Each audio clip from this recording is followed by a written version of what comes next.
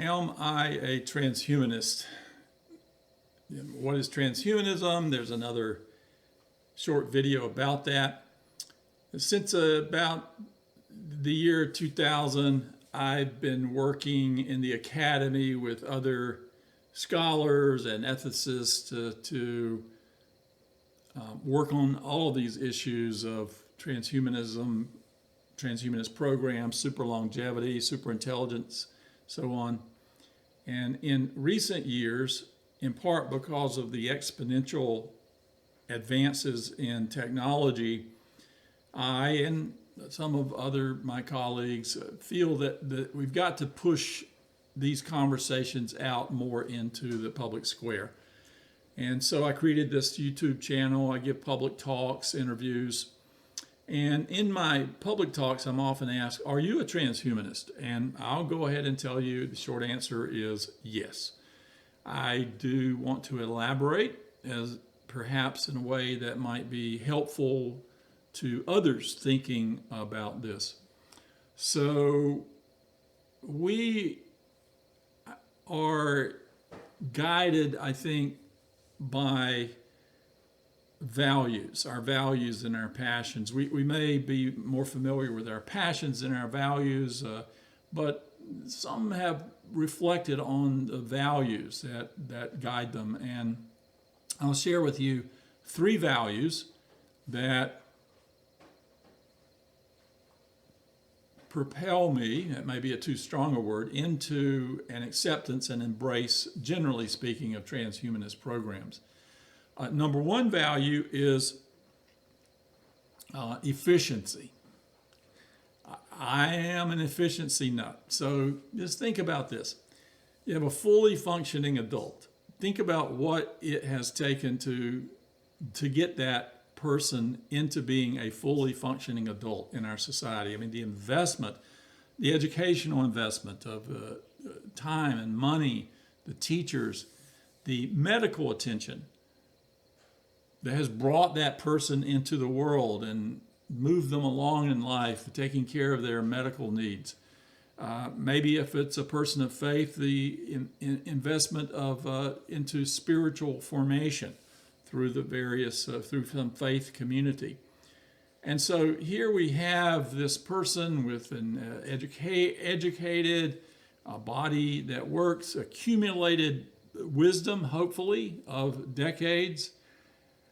And then that person just dies, just is terminated by what we call death. That strikes me as someone who has a value of efficiency as highly inefficient and wasteful. And so transhumanism, that one of the transhumanist programs is continuing healthy human life and existence. Seems to make sense to me. A second value is freedom. And I'll put this in the framework of options. I like options. So I'll just give you an example. So I have a lot of interests, and let's just say careers. There are a number of careers that fascinate me that I would love to, be trained and develop a career in various careers. A fireman. I would love to be a fireman. I have a fireman friend who tells me stories about his life, and I think I would be a good fireman. I would love to be a fireman. I would love to be an investigative reporter. I actually have a background in journalism and have worked part-time through grad school as an investigative reporter.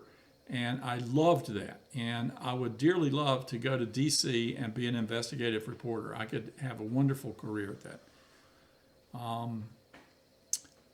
I sometimes hate to admit it, but I think I could enjoy being a politician.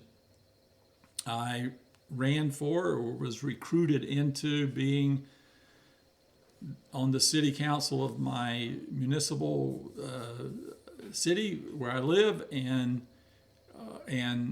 I enjoyed that. I wouldn't be my first choice of a next career. And I would love to be a monk. I have monastic tendencies. A couple months, I'm going to spend another private retreat at a monastery, and I've spent retreats at various monasteries, various religions. Well, all of those would take a 70, traditional lifetime to be trained for, experience, live, contribute. Can't do it. I just picked one, right? And so freedom, the freedom to explore life using in different careers. That's just one little piece. So that's another value that I have, that some transhumanist programs, such as super longevity, radical extension of life, healthy life, would allow for. And I'll mention a third value that I have that comes into play here is I have a strong commitment to social justice and fair play.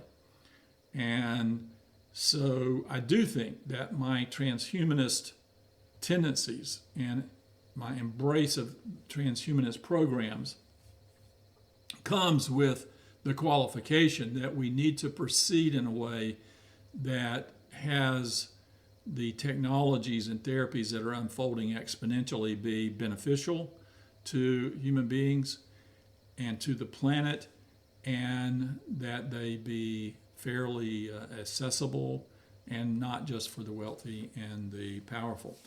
So I started into this work around the turn of the century in a professional engagement as a professor and researcher, but I've actually long been, I think, a futurist, even before I thought of myself in that way. I love history, and I'm trained as a historian, but I love thinking about planning for the future. In my brief political career, I was focused on urban planning and smart growth, making development and zoning decisions that would provide for quality of life for citizens, not just, the wealthy and powerful interests, and not just now, but 50, 100 years down the road.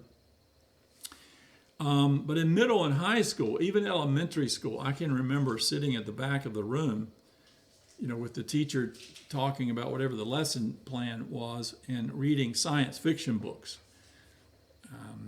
Sitting in the back of the room so the teacher couldn't see that I was not listening to him or her, reading science fiction. I was trained as a Bible scholar, and I have worked that background and expertise into my reflections on transhumanism.